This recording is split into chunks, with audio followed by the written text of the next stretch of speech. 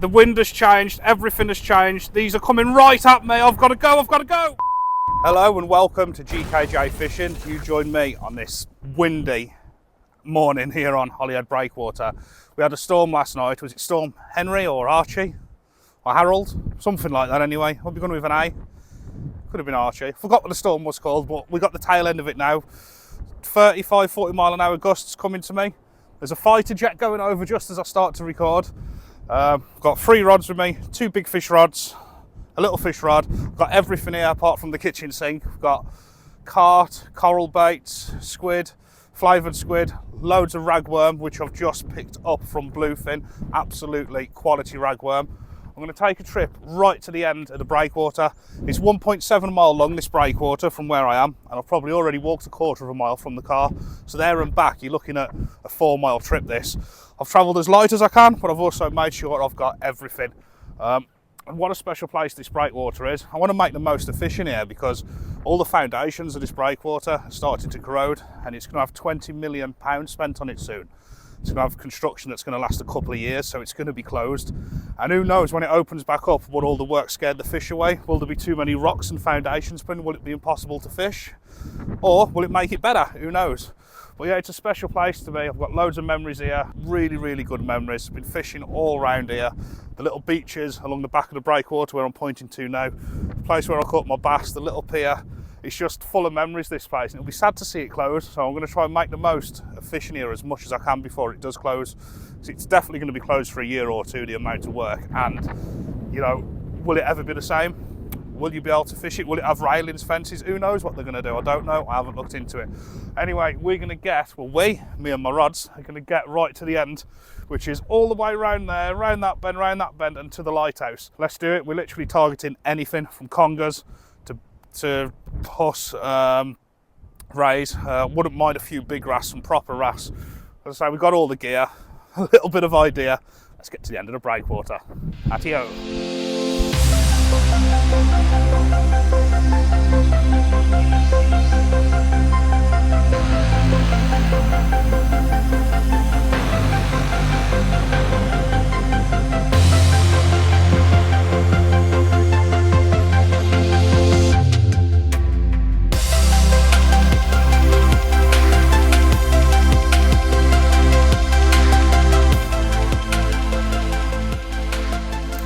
Halfway there.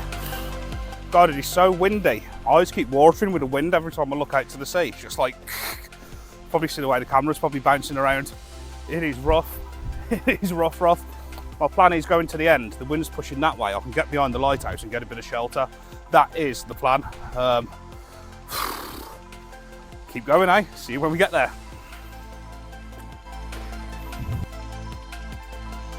This is the old railway line, which was used to help build the foundations for the breakwater.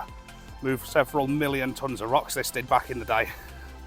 So imagine the effort that went back then with no proper machinery and stuff. Absolute massive structure to build. The longest breakwater in Europe. I'll tell you what, it'll be a long way to walk for a blank, wouldn't it? It would be a long way to walk for a blank. Let's go and see if anybody's there. It would be lovely to have behind that lighthouse to myself with 3 rods for the next few hours. Got about 3 hours till the top of the tide. Look at that. Oof. These steps are like the nail in the coffin. Oh no, it's windy up here, look at that. Uh-oh. Uh-oh, uh-oh, it's a bad one up here. Right, if my theory is correct. Oh, that's a wind tunnel. Woo! Should be calmer here. Oh, just like that. It's nice and calm. We got it to ourselves. This is the venue. Let's see what the end of Europe's biggest breakwater can give us today. We are ready to fish. That is not blocking the wind in any way. It's blowing round it and going sideways. I've had to put a couple of rocks on the tripod to stop that going over. This is base camp. We have some of the mighty fine rag from Bluefin. Been given some of these to try. Squid and carp. A couple of stinky mackerel from out my freezer. Some normal squid, and these are the squid bombs that you pierce and the ragworm comes out. I'm not going to put the little rod in yet because that sea is extremely rough, and fishing a little rod for little fish with 15-pound line is just going to get ripped to bits in there. So this is the plan for now. Got the 2 big rods out, fitted with 100-pound braid, 60-pound rig body on each one. This is a simple running rig, and that has got one of the crab cart and squid wraps on it. That's going to be the right rod. The left rod is one of my 2-hook flappers. 8-ounce leads on each one because I can just tell that is going to rip. We got half a rag on each one. One there, to see what happens.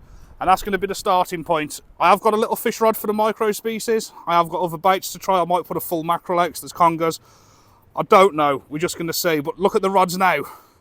They are bouncing. Look at the sea. Look at the sea. There is some big swells coming through. I don't know how we're going to get on. Look at the wind. It is bad, people. But we've got base camp set up. We got some water, we got some chocolate biscuits, and we got a nice selection of baits. Let's get them rods in and we'll just play it by ear. Anything could happen. I've got a feeling this could just be snags and everything, because I've fished here before and it rips through and pulls you into the rocks and the weeds. And with the swell like that in this wind, this could be the 4-mile walk blank, but we'll see. We've got all the stuff. We've got the right setups, haven't we? I'm not going to fish overly far out. Just going to flick it down there. Bosh, that's the running rig. Nice and deep, still dropping, still dropping, still dropping, still dropping, and plop on the bottom. I am going to set the clutches on these because you really do not know what you can find in Holyhead breakwater. I can feel that bouncing along already. Oh God. Oh God. But the clutches are set because there is a chance that it could just get ripped off the rest. And nobody wants that. Right, let's see how that's sitting. I'm hoping it finds a level. It could quite easily be ripped to the side here. It's going, look. That's an 8-ounce lead. That could just be the swell. I can see the line moving to the left. It's pulling it round. Oh no. Could be unfishable. Could be unfishable. Right, we'll drop this one down by the wall. And if it is fishable, it's not going to be easy.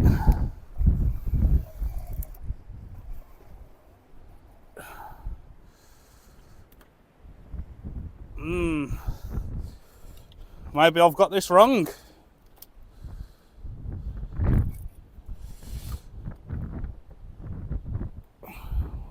I wasn't expecting this. As I say, we will set some clutches on near us because I don't want to lose any gear. See how we go, eh? I do have another plan. It doesn't pull through as much on the inside of the breakwater. Look at them swells pulling that down. There is a backup to fish on the inside. See if anything's picking the ragworm up. Just got a feeling we're going to be snagged. Yeah. Oh, we're out though.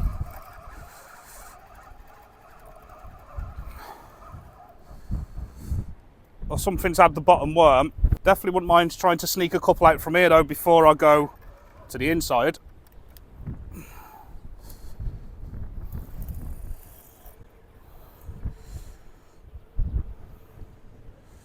Who decided to walk to the end of Europe's longest breakwater when there is absolutely ridiculous winds at the end of Storm Henry or whatever his name is, when it was 70 and 80 mile an hour last night?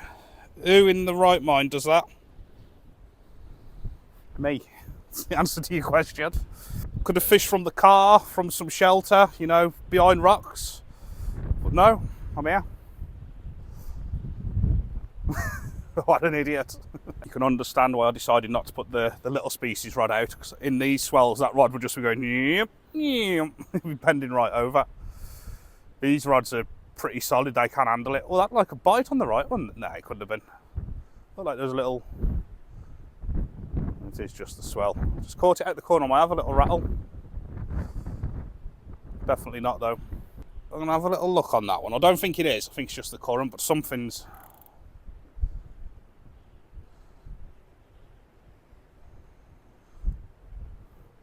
need needs a bait change anyway, so it's coming in.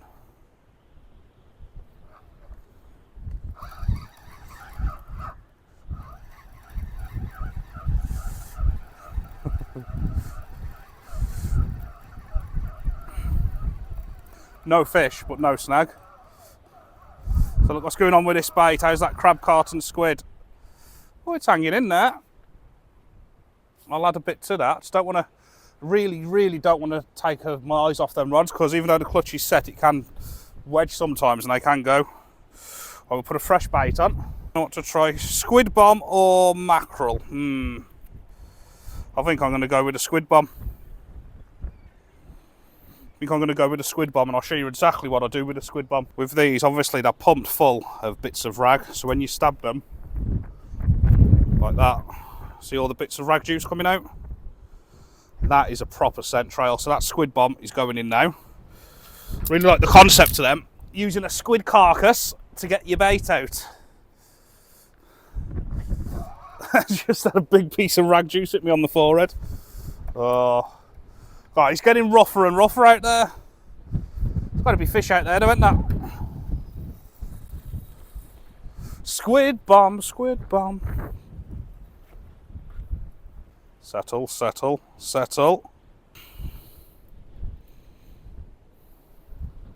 That is just ripping round. Might have to change the plan. Not that I want to, but we might have to.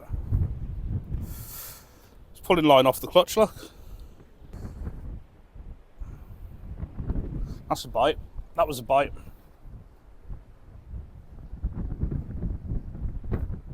That was a definite bite.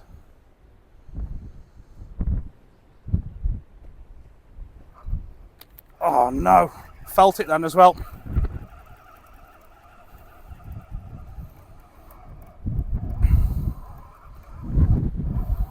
It was a definite bite, that one, and he's tucked the bottom rag. As I say, these hooks might be too big for the mini species, but I'm not really here for the tiddlers, not on this rod anyway. That's it, look at that. It's going back out to lovely jubbly bits of ragworm on one of my 2-hook flappers. A lot of people have been asking about my, oh my God, look at this vessel coming through. A lot of people have been asking about my rigs and that, but that's Friday, so I am going to start making a few for people at a very fair price. I've made out of very good quality stuff. They'll be coming soon. This wind was supposed to be dying down. Weatherman's got it wrong. The swells are bigger, the wind. Wow! You should see the state of that sea out there. It is really picking up, people. Woof! As soon as you put your head around there, it's like you've stepped into a wind tunnel. It's coming from all ways, like. Oh, that was a good bite. That was a bite again. Yeah, fish on, yes. Yes, yeah boy. Don't know what, I've got a feeling it's an half decent wrasse. And if it's a wrasse, it feels decent. Yeah, here we go. We're away. We're away with a beautiful wrasse today. I knew the bigger wrasse would have these bigger hooks, you see. I'm not too bothered about catching the little ones. Just flick that drag a bit.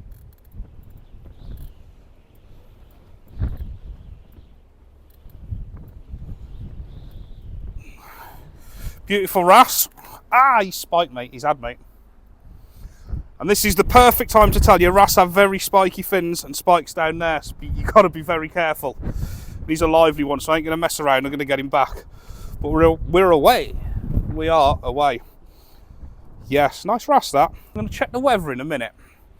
So we've got about 2 hours of fishing. I'd rather get snagged and deal with the wind here, I think, than move to the inside, because you do get the bigger stamp of fish on the outside. We'll just see how we go. I think that's the plan. Because that was a nice wrasse, but you can get some wrasse like that from here. And I did call it, I said with them bigger hooks, you probably will get some big wrasse. The little ones will just pull it off, they won't swallow it. I wouldn't expect to catch wrasse any smaller than that on them hooks. That's probably as small as they'll get, which is good really, because I'm not pulling up little fish all the time. if I get something, it's going to be, well, it's not a big fish that, but you know what I mean, it's not little wrasse. Whereas if I set that little rod up now, I'll be pulling them in like that every 5 minutes. That's not really what I want. So yeah, the plan is semi-going to plan.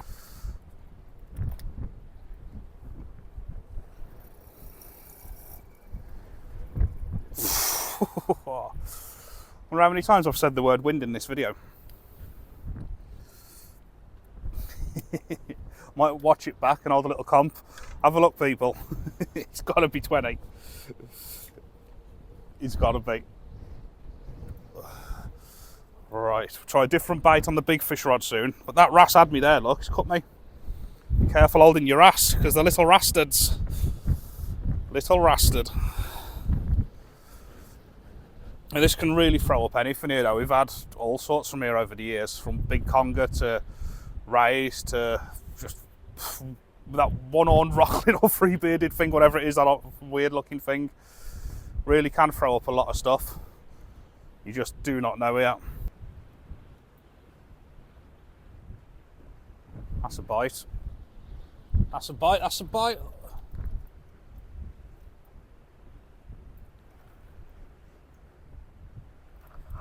Yeah, fish on. Here we go, here we go. That's a bite, as Mike would say. What we got here? Oh, we have a bass! Well, I would not have expected that, people. I would not have expected a bass. Oh, he's definitely not a big bass, but it's a bass. So that's a bass and a wrasse. So them two hook flappers of mine with them bigger hooks on are perfect for them bluefin ragworm. It's a nice setup, that. Good hooks then, bite holder hook, size 3 O's or 4 O's. He's just spiked me as well. That's two fish that spiked me. Right, let's get him back. A bass! Hey, up. Come on, mate. Bass and a wrasse. That's a big bite, look. Now just halve up the size of the ragworm now I've had a bass. So I know if there's any better ones down there, I want him. But as I say, these are the two hook flappers. Nice and simple, no frills. Get the job done. Good quality clips and lead clips and swivels, good quality hooks and that. And they just did the job. Nice to get something on that bigger fish rod in a bit, wouldn't it? Oh, look at the water spray. It's getting worse. That's a wave, just this and come over. I obviously will be safe here. If it starts spraying over, no messing, I'm out of here. So I'm putting on the right rod now is a big piece of macarena. Nothing seems to be working as of yet. Big piece of mackerel. Let's get that out. And find ourselves a huss, a ray, a conger. They're out there. So I don't want to cast too far, because the further you cast, the more of your line is going to be in the pull. So if I cast 100 yards, it's just going to rip me in. I can get about 10 or 15 yards on old bottom. It's not doing too bad, is it? Oh, we've had a bass, which was nice. Always nice to catch a Bertie bass, no matter how big or small they are. My drag's set. Got a feeling I might have missed a bite on the two hook flapper with the worms. Don't know why, I just feel as if it should have had a nibble from now, even if it was from a little micro species or something. I feel like the bottom worm's gone. And if it's on your mind, you got to check it. Oh no! Try and bounce this out. Oh, I've just gone in an hole.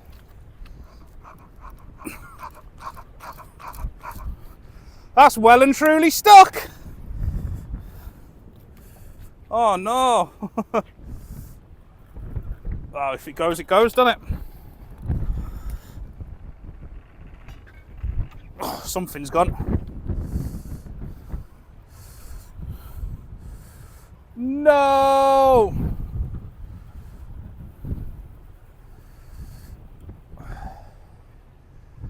What have I got? Oh, I've just lost the lead. That's not bad. What I'm going to do here is just tie a lead on. That's not bad at all, that. I'll take that. And I was right, the bottom bait has gone. So where's the bottom one? So it definitely lets you know that the fish are feeding down on the bottom, don't it? You know, the top bait's always the one that's left.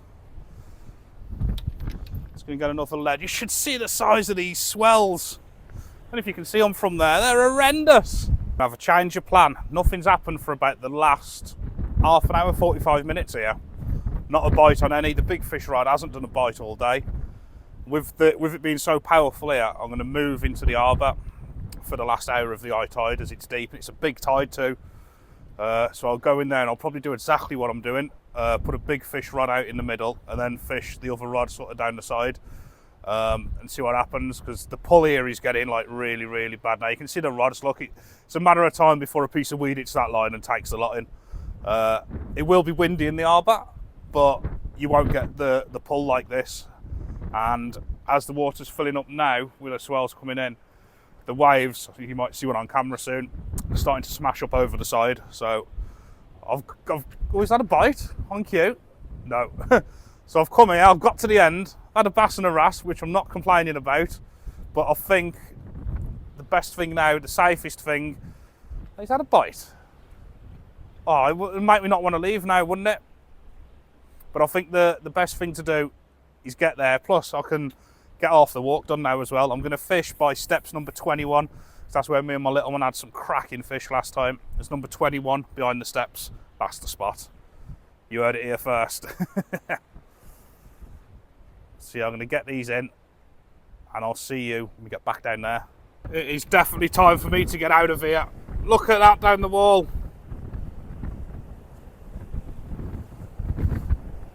Right people, I'm not being funny. I am making an escape. I'm not fishing anymore. Oh my God, I don't even want to be on the bottom of the wall, on the top of the wall or anywhere. Look what is coming in. It's still an hour till the top of the tide. One has just come right over here all over me. It is so powerful. I'm sorry for the quick exit, but I'm not going to be sitting down there fishing with them coming over. It could wash me in. The wind has changed. Everything has changed. These are coming right at me. I've got to go. I've got to go.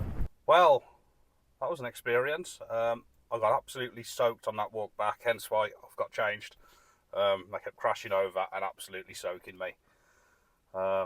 Yeah, in all fairness, it was mostly sea spray. It probably would have been safe, but there's no way I was staying there. And that's a good tip if you're fishing under any circumstance and you question it yourself, do I need to get out of here? Then just go. Don't question it for another minute. If you're out down an estuary and the water's filling up behind you and you think you should go, you should go. If you're walking out through muddy sandbars and you think, don't do it. If you're out on a boat and it starts blowing up, getting a bit rough, and as soon as that question comes into your head, do I need to get out of here? Just go. It's not worth thinking, should I move somewhere else? Will I be all right for another half hour? As soon as you think that, just disappear. If it crosses your mind, go. Yeah, I would have liked to have fished. I'd like to have fished the inside because the bites was there, wasn't they? But yeah, it is what it is. High water's in about 45 minutes from now, and I can see the waves just smashing up over. It's going to get higher. It's going to get rougher. I didn't want to be there, and that's that. Oh, one more thing. Subscribe!